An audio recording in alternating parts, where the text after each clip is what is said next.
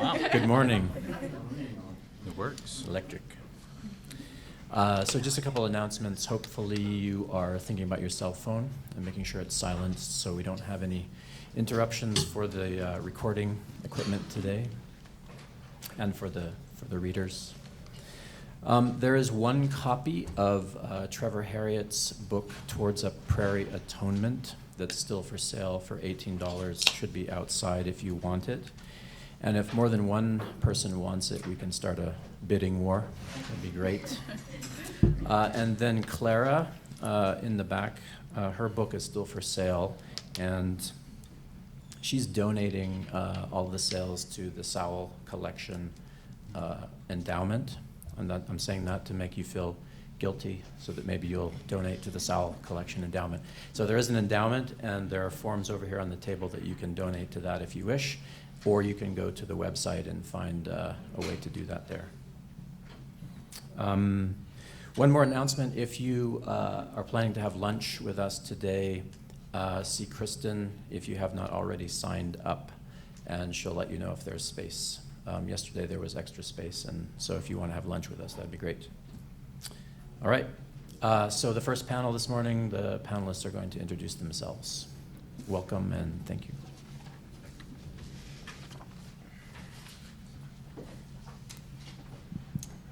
I'm Briana Stewart and the panel chair for these lovely people. Our theme today was natural versus unnatural. And so we made up this panel by examining the differences between what is peculiar and what is considered natural. So each presenter will seek to recounsel that nature and what is considered ordinary with the actuality of the world around them. So like I said, I'm Briana Stewart. I am a first-year MA student at Texas Tech. I got my undergrad here at Texas Tech as well in creative writing and focusing in fiction. That's me, and I'll let Alexa say.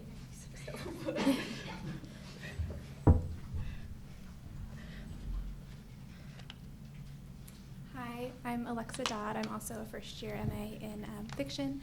And the stories I'm reading today are, I changed one of the titles for one of them, so it's not different from what's in the handout. But I will let William introduce himself.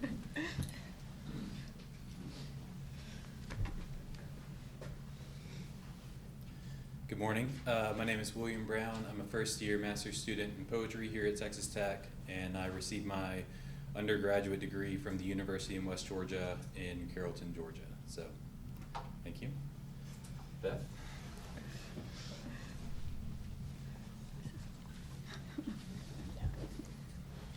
I feel like maybe I could have just stayed over there, but I'll follow her.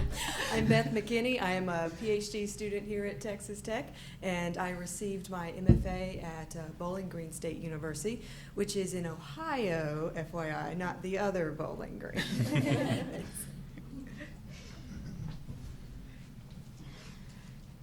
Okay. And my piece is called Discover. Marcia's hair dangles just above the red glow of the propane heater. She sits back and pulls the long black strands into her ponytail and glances out the small rectangular window in front of her. It is still too dark for her to see anything, though, so Marcia crunches back over her expanding stomach, getting as close to the small heater as possible and glancing up every few minutes to check and see if the sun had started to rise yet. Down by her feet, a small gecko scurries across the 4-foot carpeted floor and up the wall. Dad said the feeder would go off at 7:20, and I got in here at about 6:30. Surely it has been at least 30 minutes already, right, Mr. Lizard? I should be able to see something soon. Marcia speaks quietly, the sound barely even reaching her own ears before vanishing into the darkness. Absent-mindedly, Marcia rubs her stomach as the small thing inside her twists and turns, and she remembers the conversation she had with her father. He hadn't wanted her to come at all, saying that the noise and the lead from the bullets wouldn't be good for the struggling infant. Then he had insisted that he would accompany her. For what purpose, Marcia wasn't sure. It wasn't until she had agreed to wear a face mask to keep the lead from the bullets out of her lungs that he had agreed to let her come alone. Through it all, her husband, Jaden, had remained silent. He had relented for the time being on trying to talk to her about the future of the baby. It wasn't that Marcia didn't like having her father along. It reminded her of the times when she was young. She had started going with him to the deer blinds when she was only 10 years old and had finally shot her first deer at 11. The trips to the deer blind made her feel peaceful, at one with nature and her surroundings. After all, how many people could say that they knew exactly where their meat had come from or the way in which the animal had died? Marcia breathes deeply, calming her thoughts, and feels the peace begin to settle in. This is why she had insisted on coming alone. From the doctor's visit and the realization that all was not well, to Jaden constantly wanting to talk about it and decide on something, Marcia had to get her thoughts in order. She looks up again and realizes that as she had reminisced, light had started to spread across the horizon. Slowly, she reaches over and unlocks the window and pushes it up in small increments. Once it's fully open, she reaches over and grasps the .243 rifle propped up in the corner. Marcia balances it on the ledge and, ignoring the binoculars, instead looks through the scope mounted on the gun. Tilting the rifle every which way, she inspects the land surrounding the feeder. Mesquite trees sway in the gentle breeze, and sparrows and yellow-breasted chats bounce around on the ground. They are the only things that are moving out there. Marcia practices her aim on a sparrow pecking at some clumps of grass. Aim small, miss small. Keep both eyes open. You'll see twice as well, she says, quoting John Smith from her favorite princess movie, the one she used to watch over and over again as a small child. The bird hops away and Marcia sits back and sighs. And now we wait some more, Mr. Lizard. Marcia stays alert as the minutes tick away, or at least she tries to. She takes turns looking out each of the 4 windows, positioned strategically around the deer blind, prepared for a deer to come up from any direction. The sun moves higher in the sky. Marcia finds herself thinking about her last doctor's visit. Her and Jaden had gone in for a simple ultrasound and anatomy scan. They had waited to learn the gender of the baby until now, and were excited to finally learn if it was a little man or a young lady. The jelly felt cold on Marcia's stomach, but she forgot that the moment she saw the little human on the screen. There it was, just hanging out inside her belly. It was seeing that little alien-looking image that made it real for Marcia. She wasn't just gaining weight and throwing up. She was a mother. The technician moved the wand around and captured the little alien from almost every angle, and the joy inside Marcia built until she thought she would explode. That is, until she glanced over and saw the technician's worried expression. She looked at Jaden and realized that he had noticed something as well. Is that normal? He asked. The technician refused to say anything and merely told them that the doctor would be in to speak to them in a few moments. No amount of prodding would get Jaden to confess what he had saw, and so Marcia was forced to wait. Marcia is looking out the window on her right when she sees movement out of the corner of her eye. A deer had come up from behind the feeder and was jumping the fence that kept the goats and hogs away from the precious corn. Marcia sits up straighter and, making sure her breath stays slow and steady, looks through the scope. The deer is a small 6-point buck, the width of its horns barely going past its ears. Okay, Mr. Deer, I'll make you a deal. I don't want to shoot you, but I also don't want to go home empty-handed. So if you just call your daddy over here, I will let you go and you can live and grow big and strong. If you don't, though, I'm afraid you won't survive the morning. Marcia barely moves her lips, and almost no sound comes out when she says this. The small buck never even looks up, but continues to pick at the ground. The buck bounds away a few feet when the feeder goes off. Before Marcia can kick herself for not taking the shot, however, he walks back over and starts devouring the feast that now lays before him. Okay, Mr. 6-Point, I will give you a little more time. The buck stops eating and looks directly at the deer stand. Marcia, who wasn't moving before, now stops breathing. Without turning her head, she glances to the side and sees a doe with a small yearling a few feet to her left, heading towards the feeder. The buck goes back to eating, and Marcia starts breathing again. Well, it isn't the daddy I wanted, but you would be nice and tender, little one, and you are old enough that you don't need your mother. I would be doing her a favor, really. You should have gone off on your own by now. You're lucky, though. My mom would get upset when she saw how small you are. Better not take you. But what about your mother? Your little one can survive without you, Mama dear. Bambi was on his own, and he became king of the forest. I would be helping your little one achieve greatness. Marcia turns the scope, and therefore the gun, back and forth to each of the newcomers as she mouths the word, taking the time to line up and plan out exactly where she would shoot each one. Marcia takes her eyes off the scope and props her head on one of her hands. I don't want to shoot any of y'all. Where's the daddy for this family? Tell Mr. 12 Point to come on out. His time is up. Marcia gives up hope that a big buck will appear when her leg falls asleep after another 10 minutes and starts trying to decide which deer she will shoot. She settles for the small buck, pulls the face mask that was sitting around her neck up over her nose and mouth, and starts to prepare herself to take the shot. As she focuses her breathing, a fourth deer slowly makes its way over. Marcia swings the gun over and finds it in the scope. Well, hello, Mr. Buck. You aren't the 12 Point I wanted either. You are only slightly bigger than the other 6 Point, but I suppose you will do. What is that around your neck, though? Marcia squints through the scope, then sits back in surprise. Surely not. She leaves the gun balancing on the window ledge and grabs the binoculars. They don't offer much more magnification, but as she looks through them, the deer turns around and faces the opposite way, and she can see his right side clearly. Oh my, how did you manage to do that? How are you even alive right now? You must be in so much pain. Marcia puts the binoculars down and switches back to the gun and scope. Don't worry, Mr. Deer. I will take you out of your misery. She gets ready and lines up the gun, but the deer is now facing away from her, giving her a clear shot of his white and fluffy tail. You poor thing. How did you even manage to get your leg up and around your neck? You must have broken your leg, or perhaps your whole shoulder, to have it wrapped around your neck like a scarf. Just turn a little. It'll be a fast death, or at least less painful than your life must already be. Poor thing. How do you even lift your head up? Just turn a little. Give me a side profile. Finally, he starts to turn, and is angled just enough that Marcia has a clear view of his head. She steadies her breathing again and reaches for the safety, just as the small yearling moves in front of him. Okay, get out of the way. Can't you see that he's in pain? I'm not going to shoot you or your mother, but I'm trying to help him. Marcia looks around to see where the yearling's mother went, and notices that while she was distracted, the other 6 Point had disappeared as quietly as he had come. Oh well, this deer needs my help, so kindly get out of the way. The yearling doesn't move though, and just continues to eat the corn a few feet in front of the buck and directly in the line of fire. Marcia breathes deeply. It's okay. I can wait. I've waited this long. A few more minutes won't hurt anything. Marcia watches the deer under the feeder as they move back and forth, and she starts to cuss the buck. What are you doing? Why do you keep hiding behind the baby and her mother? Just come out in the open and give me the clean shot that I need.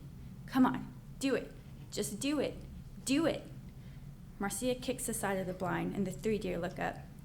Nobody and nothing moves for several minutes, and then the deer go back to eating as if nothing had happened. Watching the handicapped deer, Marcia thinks about the discussion that her and Jaden had finally had with the doctor. She had come into the exam room briskly, with the air of someone who had bad news and wanted to get it over with quickly. So Marcia and Jaden had remained silent and let her accomplish just that. Marcia couldn't remember the exact words or the terms that were used. It all seemed a little hazy now, as if it had been one bad dream. Somehow, it was explained to them that their child, a little girl, they were finally told, was not developing correctly, in the sense that she did not have much of anything below her right knee. On one side, she had a little leg and foot, and you couldn't even make out little toes if you looked hard enough. And then on the other side, there was a little thigh, a little knee, and then nothing. The doctor rattled off statistics and facts and stated that because of this new development, tests would need to be done to figure out what had gone wrong, concluding with stating a dilation and evacuation procedure might be placed on the table if Marcia's life was at risk. But that could be a good thing, because it would allow them simply to start over and try again, or explore some of the other options available. Marcia was numb, and remained so long after Jaden had helped her gather her things, promising the doctor that they would talk about it and get back to her. That was 2 weeks ago, and though Jaden had used some of his personal days to stay home with her, neither of those things had happened. Jaden had tried. Marcia had to give him that. He had gone crazy on the internet, looking up details and information about children with disabilities. How difficult normal activities would be for them, how many special adjustments would have to be made.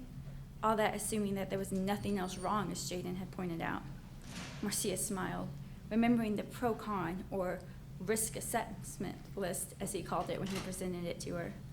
Yet when he asked her what she was thinking and what she had wanted to do, she had simply replied that they were going to visit her father, and he was more than welcome to come along. The yearling and the mom finally move out of the way, and Marcia once again starts to line up the shot, only to notice that the buck is behind the motion detector camera. Marcia imagines trying to explain to her father that she hadn't meant to shoot the camera, or even if she managed to avoid it and shoot the deer, explaining how it was the buck's fault that he broke the camera in the midst of his death thralls. Marcia watches for another 20 minutes as all three deer walk around and eat the corn, watching how the buck moves in relation to the other two. They pause occasionally, lift their heads and stare off into the distance at some sound too small for Marcia to hear. As the corn starts to disappear, the buck even uses its horns to shoo the yearling away from the remaining pieces. "Well, aren't you feisty?" Marcia laughs. One by one, the deer finish eating, walk to the fence, jump over, and leave. There's a moment right before the buck jumps over the fence that he stops and looks in Marcia's direction. Marcia lines the shot up again. "I've got you now. Nothing in the way. Keep both eyes open. Breathe." She pushes the safety off and reaches for the trigger. Just as she starts to pull it in, Marcia hesitates, then slowly reaches up and wipes the tear away from her cheek. Still watching through the scope, she pushes the safety back down. "Well, go on then, Mr. Deer. You've been through too much already, and I can tell that you are a fighter. Besides, I don't feel like cleaning you this morning. And anyway, my little girl wouldn't like the noise." She turns back to pack up her stuff and sees him out of the corner of her eye, jump the fence, and make his way out into the mesquite and brush. Thank you.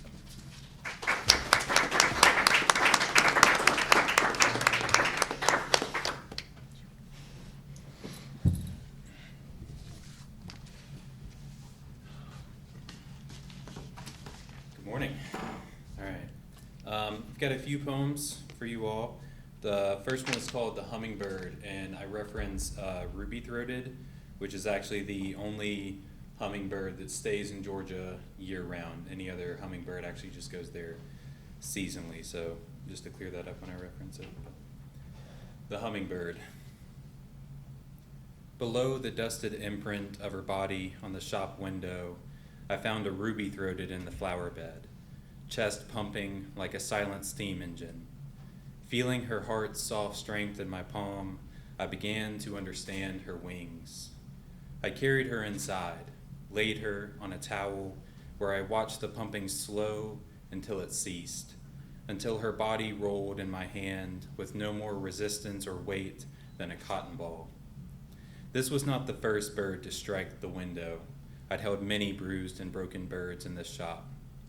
Mourning warblers, brown thrashers, one particularly defiant cardinal, but this would be the first to show me I didn't know what to do with death. I thought about making a boat from a solo cup to release on the pond like lantern floating, but that seemed too much, some derivative unfit for this bird who never would have chosen water. So I listened, remembering her quiet, the way she'd nestled herself in weak stems, too strong for her panicked body, as if to return what she had taken. So I took her back to the flower bed, unwinding stems and lifting soil to tuck her body and roots.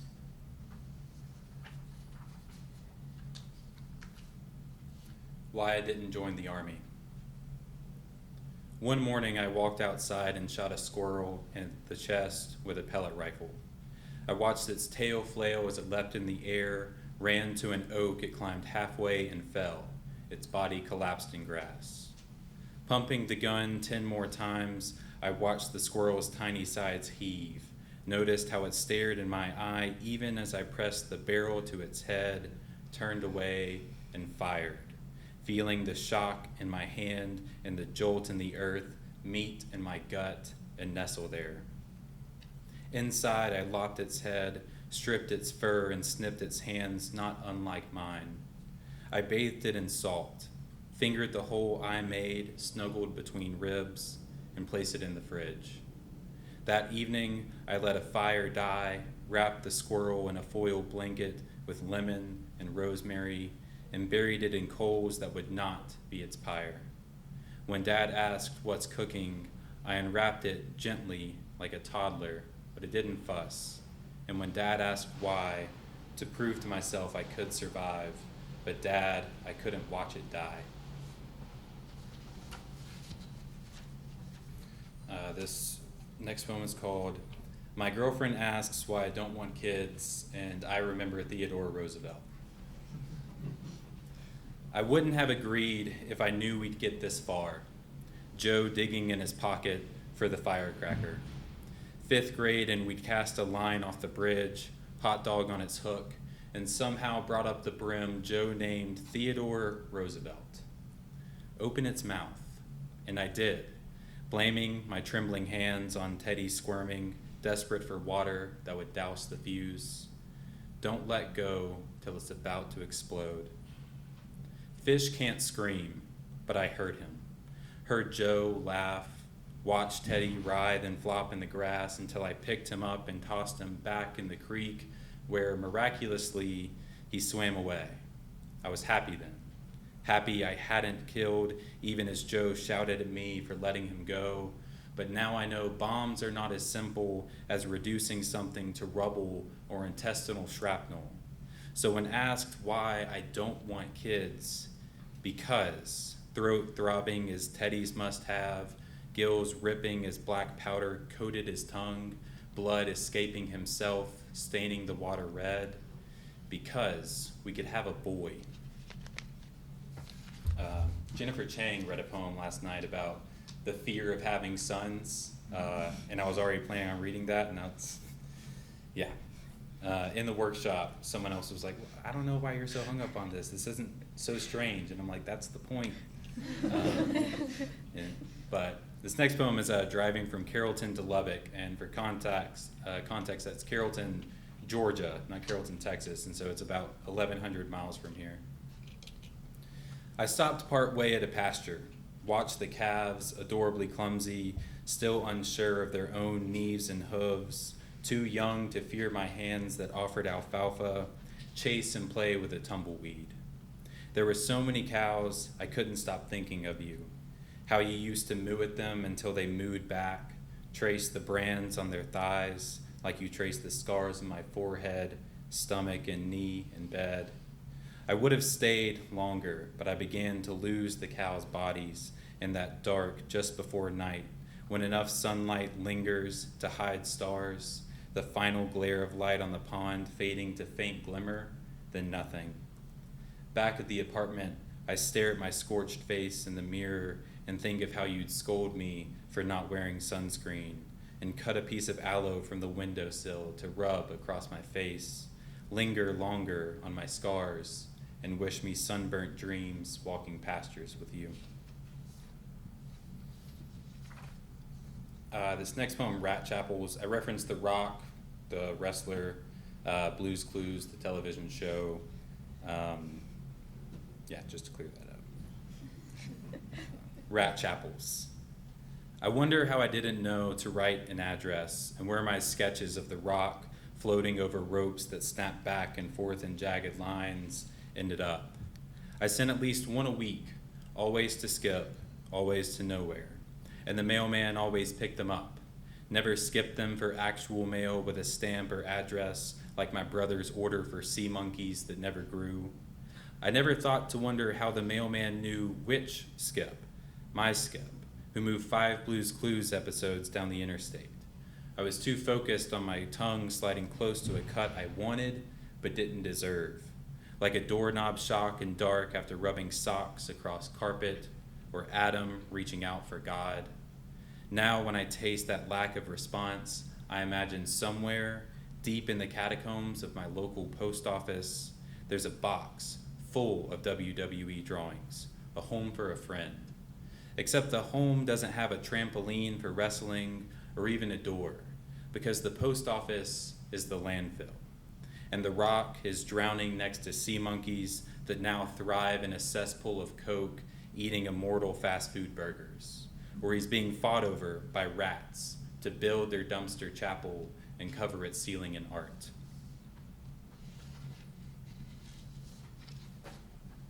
This final poem is titled Natura Morta, which is Italian for still life, yet it literally translates to natural death. So when I think about translations, I'm in Curtis's translation seminar right now. I don't know that I would translate natural death to still life, but just to clear up the definition. On a glass door wedged into a glass wall, a sign reads, "Quiet area, no smoking." Behind the glass, barely visible beneath leaves too deep for just one season, a walkway of circle stones leads to another glass door and its own glass wall, as though this courtyard were a diorama I could walk through, a still life exhibit, which the Italians call Natura Morta, but there is nothing natural here. While counting how many seasons lay dead on the ground, I found a pigeon collapsed by the glass, then a second on the ledge by the tree, then the fifth and 2 squirrels, one still in the tree, as though it could wake and climb to its nest, except it would splayed on its back on a limb. In the center of the room, hands crossed on its stomach, the second squirrel stared ahead, his stature recalling Giordano Bruno's statue, that monument of death in Campo dei Fiori, where Bruno burned for heresy, iron mask melting lips shut to ensure he couldn't speak. Or Staten Island, Eric Garner using his last breath to say, "I can't breathe," 11 times, each one softer than the one before until he couldn't anymore.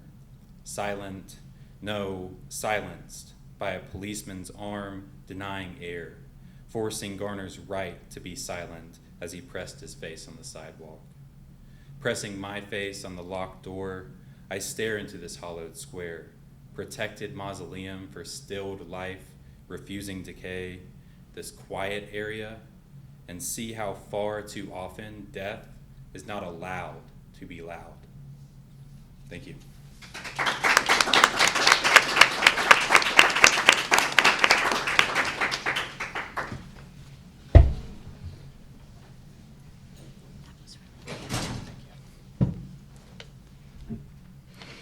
Good morning. So I'm going to read 2 flash pieces today. The first one is called Not Like Them. When you come home from work, the house is a mess, and your wife is sitting on the couch crying. You have 2 options. You can ignore her and pretend like you think she wants to be ignored, but an entire box worth of those greasy lotion tissues carpet the floor, and the longer you stand in the doorway, the louder her sniffles and sobs seem to get. So really, your only option is to unload your stuff on the ground, dump your extra large Wendy soda from lunch in the trash, and rush to her side. You ask her what's wrong, and she merely shakes her head, scattering ripples of hair across the pillow. Well, you think, there's that. You tried, and she doesn't want your help. It's more than your dad would have done if your mom ever let herself cry in front of him. But of course, that's the thought that forces you to ask again, to kiss her forehead and tell her it's okay to cry. As you do so, she lets out a deeper sound, guttural and almost animal-like. Before you can pull her into a hug, she reaches inside her chest, almost dislodging one of her breasts, and rips out her heart. She holds it, throbbing in her palms, the blood cascading in rivulets down and between her fingers, pooling into your lap and onto the teal polyester of your garage sale couch. At first, you start to pull away. You think to gather up some of the snotty tissues and clean up the blood, but then she pushes her heart towards you, asking you to hold it. Your hands engulf the pumping muscle as it begins to change colors, grow a sickly purple exposed to the stuffy air of your apartment. What does she want you to do with this? You hold it awkwardly, like the time you held your best friend's newborn and felt like you would break it if you simply twitched a muscle the wrong way. She must want you to put it back for her, You can see the cavity it's left between her ribs, the other organs pumping furiously inside her. But she shoves your hands away the moment you try to slip it back. You've insulted her, you can tell, by implying that she couldn't put it back herself. So you do what your father never dreamed, what your mother would never have allowed. You pull open your own chest, blood and mucus staining the tie she bought you for your birthday. You pull open the space between your ribs with one hand, and with the other, you lodge her heart into the same cavity that holds yours. The pressure is extreme as your hearts begin to beat against each other, and you wonder how long you'll need to hold hers here. But then she looks at you, and her face is swollen, but her eyes are grateful, like your mom's the time you told your dad to leave her alone for once. The pain of his anger was worth that look. So you bend your ribs back into place, smooth out the bumps as you pull your skin closed, and press your hand down the seam left by the opening, and place your tie over the bloodstains on your white button-down. You fold back her breast and readjust her blouse to close it over the wound. Only now, as you stand up together to clean the house, do you realize the arteries and veins strewn between you like tangled shoestrings. In the middle of the night, you feel a sudden pressure as her hand reaches inside you. She is trying to be discreet, you can tell, so you pretend not to wake as her fingers probe your chest. But when she pulls out the organ, you can't tell if it's hers or yours. You can only tell that the pain is less. Your rib cage relaxes with the release of pressure. She lays back down beside you, and you realize she has strung another set of cords between you. You imagine your father's anger at this kind of organ identity theft, your mother's fear of upsetting him if she even tried. But you're not like them, neither of you. You don't fear the mess. And this second piece is more of a nonfiction piece, and it's called Ocean Life and Other Things I Learned from You. You would make Mom rent those National Geographic documentaries from the library, the ones about every species of shark, about the Great Barrier Reef, about anything that swam in the ocean. You must have watched each one about 100 times. The docuseries theme song would trickle through the hallways, a male narrator with a British accent timing his commentary to the music's pulse. You would sit on the couch, surrounded by your stuffed animals and Lego spaceships or submarines, your little afternoon throne. When I'd get home from school, Mom would be on the phone or paying bills or starting dinner, and you'd be in the living room, content as a horse with a hay bale, learning for the umpteenth time that if a shark falls asleep, it dies. You're really watching this again, I'd ask, sometimes wishing I had a normal little brother who watched Power Rangers or Clifford the Big Red Dog in the afternoons. You'd glance at me, tuck your stuffed Shamu under your arm, and go back to watching male seahorses give birth. I'd complain to Mom every time she rented another VHS, but I still spread my homework on the coffee table every day, pretending to work while I watched the tantalizing blues and indigos flow and ebb around strange creatures whose names I could never remember. You'd recite facts at the dinner table, ones we'd all heard before. Mom would praise you, and Dad would tell you to eat your vegetables, and you'd never listen. The first time my husband and I see our son, he is nothing but a twitching blob on a blurry screen.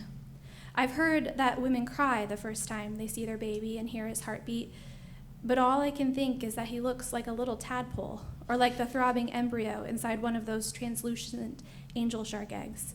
But maybe I'm actually thinking of clownfish. Yes, that's it. When the daddy fish in Finding Nemo finds the last scarred egg, the titular character is a spastic head with tiny fins, just like a human embryo. My husband squeezes my hand as the ultrasound technician tells us the heartbeat is strong, and I'm happy, but also terrified, because it seems impossible that something that small can actually stay inside me long enough to become anything more than my little fish. Every summer, you'd count down the days to Shark Week on the Discovery Channel. One year, the week coincided with a week of summer camp, and you programmed the TV to record every show, something I never figured out how to do. But something happened when you came back. You didn't clean your room, or you argued with Mom, and Dad grounded you from TV. But then, while he was at work and Mom was busy, you settled yourself into the couch and found the recorded shows and watched them anyways. And I'd lecture you on listening to Dad, but I never told. Another year, I sat on the floor pretending to read while you watched a show about great whites or whale sharks or sharks that swam upriver. At the commercial break, an ad came on for the next show. A throaty narrator talked over jazzy, sensual music. Shark sex, the commercial promised, as stone-eyed sharks swam around each other, flicking fins and other body parts. My cheeks flushed, and I looked up to see if you were paying attention. I was about to tell you to change the channel, but then wondered if it was better if I didn't make a big deal about it. I knew you knew how sharks and fish and dogs and cats reproduced, probably better than I did, but you were about 10, so I like to think you didn't know anything about the human side of things. You ignored the commercial, or at least pretended to.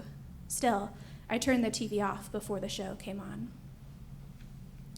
I was right, I say to my husband when they tell us it's a boy, because everyone else was certain it was a girl. My husband merely smiles. He knows I kept saying it was a boy because I was trying to prepare myself for what I feared. Raising boys, I've told him, seems less intuitive than raising girls. A girl will tell you her feelings, will wear them on her sleeve. A boy will pretend like he doesn't have any, because most of the time, that's what the world expects. But these generalizations, I know, come from my experience with you. When we leave with a cascade of grainy photos only we can make out, I keep repeating, "It's a boy," as though repeating it will somehow help me understand who he is. Girls rule the world, the ultrasound technician warned, which I think is an odd thing to say until I go to Target to look at baby clothes and see that the girls' side is overflowing with pink tutus and giant bows and little patent shoes. If we were having a girl, I tell my husband when I get home, we'd go broke. My husband is relieved but also skeptical, seeing as the bag full of clothes I have brought home. Baby boy clothes center around animals, as if self-expression from infancy is, for boys, linked to bears and dinosaurs and aquatic animals. I know that everything I buy him is my attempt to know him before he comes, even to decide who he is before he's born. He'll be a handful, Mom tells me, because she's thinking about you, about the little boy who knew everything until he realized he didn't. She is thinking about how hard she has tried to know you and yet still feels she doesn't. You were always the smartest one. Watching documentaries at age 4 was the symptom and not the cause of your intelligence. You went to college to become a marine biologist, just like you'd always planned. And in a single year, you failed every class. Mom and I tossed around countless explanations. You were too smart, not used to studying. Everyone pushed you too hard. No one pushed you hard enough. Dad wasn't around enough. Mom let you watch too much TV. I didn't play Legos with you often enough. For nearly a month, at the end of your freshman year, you wouldn't pick up your phone. I sent you a giant egg full of candy for Easter, and you sent me a picture of it sitting on your cluttered desk. No words. Mom got so worried, she sent campus security to check on you, which prompted you to send a brief text saying only that you were fine. And then one day, you posted a blog on Facebook as if the words couldn't stay inside you anymore. In it, you wrote that you were alone, that you sealed yourself off because you felt no one could understand, that you failed because you were so alone. My husband and I watch an episode of Blue Planet, the sound of David Attenborough's voice more soothing than the slosh of waves against the camera screen. You probably know this, but there are areas of the Antarctic Ocean so cold and dark that a shark might go for an entire year without eating so much as a plankton. And yes, I know only whale sharks eat plankton. Watching the creatures of those depths, unaware of the gloom they exist in, reminds me that sometimes I was scared by the documentaries you watched, troubled by the vastness of that underwater world, of its incomprehensibility, its beauty, and its darkness. I would imagine myself alone under all that pressure and liquid, trying to reach the surface and never finding it because something or someone, my own weight perhaps, kept pulling me back to the sink pit ocean floor. But back then, you were never afraid. Attenborough tells us that we know more about the surface of the moon than we do about the depths of the ocean, as if this is justification for sending million-dollar cameras to the sand-froth seabed, where they mingle with life transformed into monsters by pressure and darkness. It is amazing how clear and crisp the images are, like something out of a sci-fi movie and not those grainy documentaries you used to watch. It is incredible that I can see the brain of a barrel-eye fish whose transparent head offers a clear glimpse of all its firing neurons more clearly than I can see my own child's face in a sonogram. It is strange that I now know that the bottom of the Antarctic Ocean, despite how barren it looks, is teeming with the most bizarre creatures. You probably know all their names, but I still don't know what you're thinking. My little boy kicks inside me, and I like to think he's responding to the pulse and throb of the instrumental music, but we'll never know. Thank you.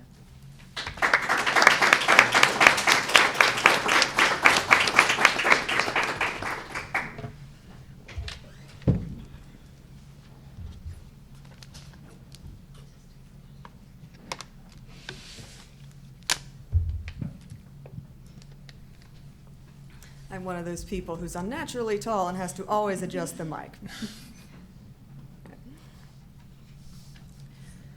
So thank you all for coming. I'm, again, Beth McKinney, and thank you, Briana, for putting this panel together. Y'all were all lovely. And I'm going to read y'all a selection of poems that is dealing with my struggles to understand people, including myself, and how to interact with them. I am socially awkward, but also asexual. And so the threads of like sexual attraction and that sort of physical interaction has always made me uncomfortable and has taken time to figure out, I guess, how to relate to people and just be friends, as confusing for some people as that may be. And this is also colored by my continuous struggle to understand my best friend, who has been in 2 abusive relationships. The first was when we were teenagers. I was 15 at the time, during that time when parents are the enemy, and of course we didn't tell them or go to adults for help, and we're trying to deal with this ourselves. As teenagers, meaning myself, are not always the most intelligent. And she is a reoccurring character that pops up in 2 of the poems today. I call her Dear S. And this is all filtered through, conveniently enough, me watching a whole lot of nature documentaries and using sort of geography and astronomy to help me talk about all of this stuff that I can't understand. Those larger, beyond human comprehension things seem to make these human problems much smaller and much more comprehensible. All right. This first one is super short and sort of like a prologue to the rest. How I learned there is life beyond Earth. The planetarium is the inside of the sun. Everything, the very air stained in shades of yellow. Cold, though, as if all the heat went outward to create June. In the core, I feel the sun spin. It is 1990, and I am not yet 7. The lights are dimming, night drawn across the interior curve. A sun within the sun sets, and all goes dark. This next one is also sort of a childhood memory, and the title, Bag Limit, 15 Mourning Doves, references the term bag limit, meaning the limit that hunters or fishermen can kill and keep in a daily period or other time limit. Bag limit, 15 mourning doves. Daddy plucks his doves out on the back step, nodding as I recite my numbers 1 to 15. He smells of dawn, marsh moss, and lit powder. I collect the feathers, their whites giving over to grays, to blues that float and snag in Daddy's hair, his dark head bent. Plucking, he says, as I take feathers from his hand, is good for the meat. Around him, half a fairy ring builds with every sharp pull and flick of his wrist. Crawling under the step and out the other side, trailing feathers behind me, I close the circle. When he asks, I hand him the old kitchen shears, watch him cut meat and bone, hinge the breast hole from the splayed wings, red and purple and deeply blue, plumped like my kinder teacher wants me to draw hearts.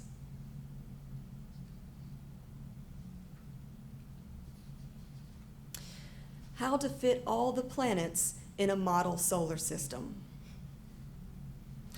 What is it about artistic execution that revives the violent remnants of planet formation? Collision seems imminent, a diagrammed intimacy of bodies in motion, planets poised to murder their neighbor or shatter in scar-rending suicide of cardboard placards, foam mobiles, and colored pencil circles that leave no space for the void. Imagine if they moved. The overlapping swing of their bulk, the scattershot left in the depths of the survivor's skin, relic carbuncles evidencing the history written by the absent. A lingering echo the living cannot shake. Out in the desert, a man scales the earth to a marble. The solar system stretches in a 7-mile openness. Venus is not the close twin. Mars ceases to eyeball what it can no longer make out. A lone blue marble spinning in the desert. Empty space written back in. A different violence. Each body arching in the vast loneliness, repeatedly reaching for each other, but never bridging this resolute separation.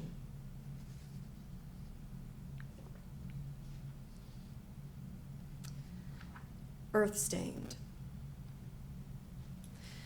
In a Texas canyon, dear S hinges her body backward, pale neck exposed to the sky. She licks rusted dust, tongue sharp on burnt lips, as we hit bottom in a dry river trench. We trudge up red sand into ourselves, breathe and swallow. A long breath, and she asks, if it rained, would it be like clay? Like red Virginia muck, she means, that sucked onto our shoes and skin, under nails and into knuckle cracks.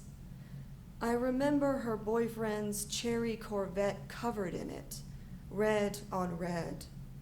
I remember we ran, that we tracked it inside, across the landing, to the second floor, all over the kitchen tile. Her refusal to call the police on him, her still boyfriend. Her insistence he would go after yelling. Her belief that it was only a couple bruises, and the slowed moment, the snick click of the spare key in the lock. I remember slick sliding as we jumped the stairs to shoulder into the door, how it gave beneath our weight with resistance. He screamed anew, pitched and gurgled, his fingers broken in the door jamb. Now I'm ankle deep in arid silt that sands my boots smooth, spitting out desert dust. I answer her, no, not here.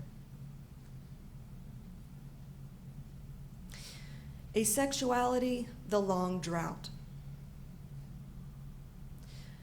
The slow turn, an easy revolution of your wrist shifted the bones beneath skin, beneath our languid conversation, your veins, marine currents, pull back against the twist, your cold palm, goosebumps the underside of my jaw. I let you walk into the bar, waved you on while I stayed outside in the evening heat, watching a hose spill water. Children, their hands of mud cupped under the lap of red tongues.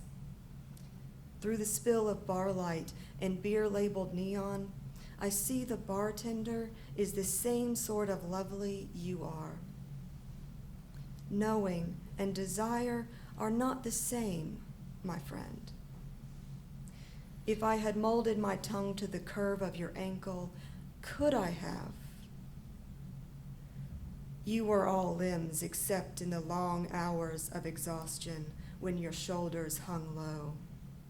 Then, in your economy of movement, I almost believed I wasn't Luna Mare. But a sea on the moon is still on the moon. Asexuality forming proto-galaxy friendships. Your gaze on my feet as I drive is bizarre, and I say so.